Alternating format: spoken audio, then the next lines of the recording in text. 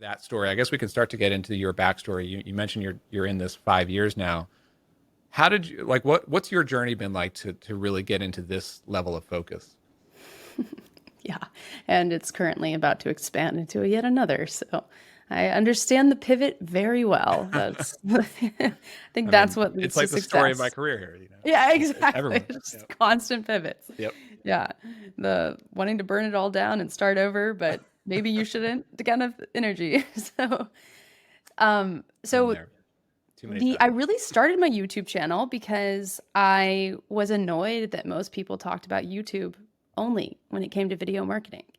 I wanted to talk about how to create brand videos and how to create sales page videos and how to do Facebook ads and Instagram ads. Like there's so many other kinds of video tips out there.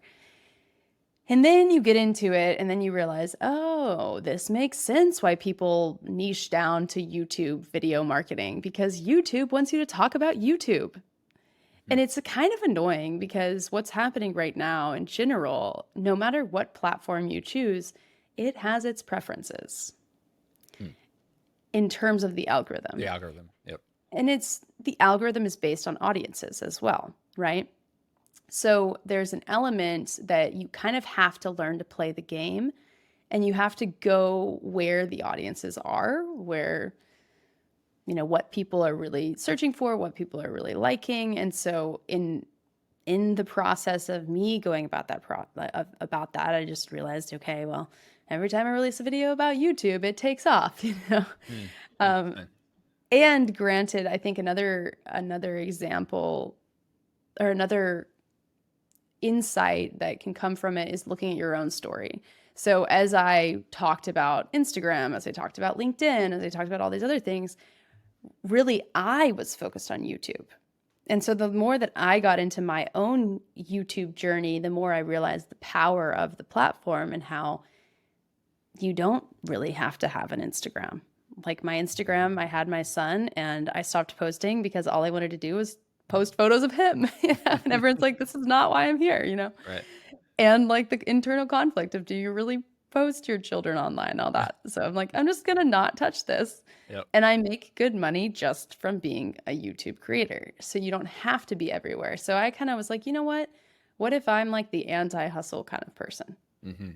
What if it's just that? Hey, just a quick break to tell you about Clarityflow. It's the software tool loved by coaches and their clients for communicating asynchronously in threaded conversations using video, audio, or text. My team and I designed Clarityflow for the modern day coach. It lets you give clients a single place to engage with you and all that you offer through your coaching business. Run coaching groups, cohorts, and communities using our Spaces feature. Create interactive courses using our Programs feature. Build your coaching library with templates and reusable content. And sell access to your coaching programs with subscriptions or one time payments. Customize colors and connect your domain to give clients a fully branded experience. You can use Clarityflow on the web or our mobile apps for iPhone, iPad, or Android. And connect any other apps using our Zapier integration. Start with a free trial or request a personalized demo and consultation by going to clarityflow.com. That's what I've gone down the YouTube rabbit hole so many times and wanting to like do more YouTube, uh, whether it's for my business or music stuff or other stuff. And one thing that I notice is sort of like what you're saying. Like I feel like YouTube more than the other platforms. The tactics and strategies have become so formulaic on YouTube. It seems like the thumbnails are all looking the same now. The content, the scripts, even like across industries, it's like the same like hits. I mean, and there's good and bad and different levels of quality and whatnot. But I don't know. It just seems like I definitely see that like that there's a lot of opportunity and there's still just a lot of like good connections to be had on YouTube. Maybe even more so than other platforms. But then YouTube is like its own beast in terms of the algorithm and just I guess human behavior and how they connect with uh, video content. Yeah. Um, But what's interesting about it, like to play off of you, it's like it's formulaic And that's why it's also awesome. Like, Right. it's the same reason why we hate it, but the It's same reason we like it. Because I mean, that's if why I you hate Google so much, right? It's right, like blog yeah, content. I never know how to like how to rank something this month compared to 6 months ago, you know? right. Yeah, exactly. That's true. And it's like with YouTube, the way that I see it, like you could spend 2 years, and I've watched so many of my clients waste their time on Instagram. Hmm. Because and this is another reason why I began to niche down to YouTube, because I would spend hours in my DMs just responding to people. For me, Instagram was never scrolling. It was living in my DMs. And then I'd do a launch and I'm like, these people aren't actually converting. So it's really hard to distinguish between like who's your friend that is just like engaging with you versus who's someone that is genuinely a buyer. Mhm. And that fine line requires you to like really lean in there. And sure, I did hire assistants to manage it and kind of filter people out a little bit and tested that for a while as well. So there's different strategies that you can do.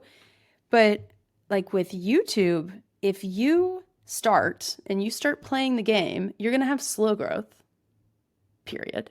Yep. It won't be the promised potential fast growth of TikTok or LinkedIn. Instagram, maybe if you're doing reels and you got on it at the right time or whatever. But it's like at 6 months, I had 500 subscribers. At a year, I had 1,200.